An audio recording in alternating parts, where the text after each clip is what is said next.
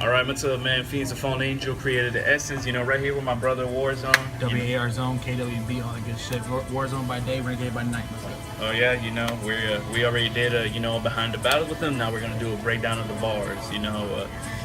So real quick, we're gonna do 2 bars from your Little Run battle, 1 from your Big Drum battle, correct? Okay, cool. Well then, before everything, I need you to break down and tell us what's the history behind the bar that everyone went crazy for. Because before you spit this bar, the crowd was kind of sleeping on you. You had a lot of heavy bars like the Paris Massacre bar, all the underdog name flips, and all the personals. You were talking to them, kind of took it like a Calico or a Shotgun Shook approach. And then you spit that chastity belt bar. What inspired it? And for those who don't know, explain what a chastity belt bar is. To those who don't know what a chastity belt is, it's like underwear, but a metal version of it. It's to keep the women from sleeping. It's a very cast iron type of thing that's hard to get out unless you have a key to, of course, unlock it. Yeah. Which, of course, is it's banned pretty much if it would cause health problems to the female, of course. Yeah. Well, okay, I was watching a Chilla Jones battle, and he said something about a chastity belt. Not the way I said it, but it's like a similar bar. A similar bar. A bar about chastity belt. Yes. And I thought, you know what, that kind of sounds cool. I want to do that. So I thought of all the diss tracks that Run's been doing. He's about that gunplay and that G-Life, whatever. So you know what? Yeah, the gangster shit. And the whole bar is basically, what's wrong, nigga? You can't find shit on your own. You can't protect yourself. This guy needs a gun to go against me. But how ironic. The metal protecting a pussy. That's a chastity belt, of course. So that's why I thought, you know what? I have to put this in my round. It fits perfectly with it, so I'm going to go ahead and go for it. Yeah, I feel that's dope. That's some pretty crazy, intense wordplay. Now we're going to go to your other bar that you had against Little Run, which was your counterattack bar. Can you break it down and give us maybe a little history on it? Because we know it's personal. Yes, it's obviously, I'm not going to say names, but there's someone here, there's a guy that told me about Monty, of course, right? About the history between him and Monty, of course, and whatever bullshit they had.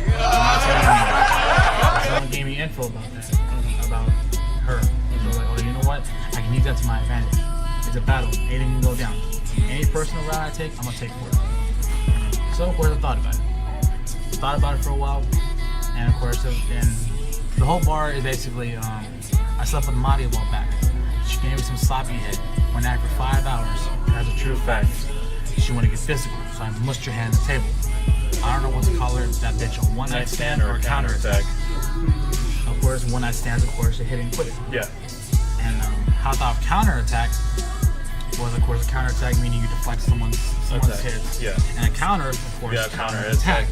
Again, some crazy wordplay, something that you always didn't know for. I call it a triple entendre plus a personal. Yeah.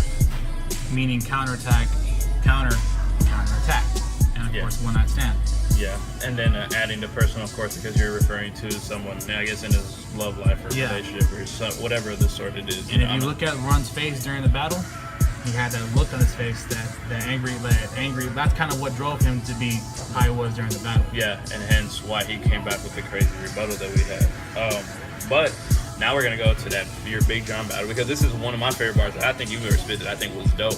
Your Whataburger sound bar. The irony, we're at Whataburger, so shout out to Whataburger. Now I got that, but real quick, explain the Whataburger bar, bro. I mean, how did you come up with that, bro? One day I was at my car club, right? Yeah.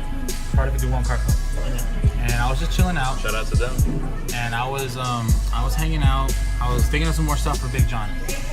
Of course, everyone here thinks they're a G, right? They will try to be like Tupac or Biggie. Yeah.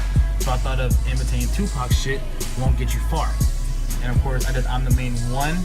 Don't get it twisted when you're the one who gets killed for throwing up the west side. Now do the type, throw the big W high in the sky when you're hungry. Now that's the Whataburger sign. Yeah, Whataburger's logo. The Whataburger sign. Of course, big W high in the sky, Whataburger sign, of course. So I thought of that shit. And of course, the added performance of doing the twisted, all the symbols. That's sick, bro. That's a very nice breakdown. Like we were saying that John battle.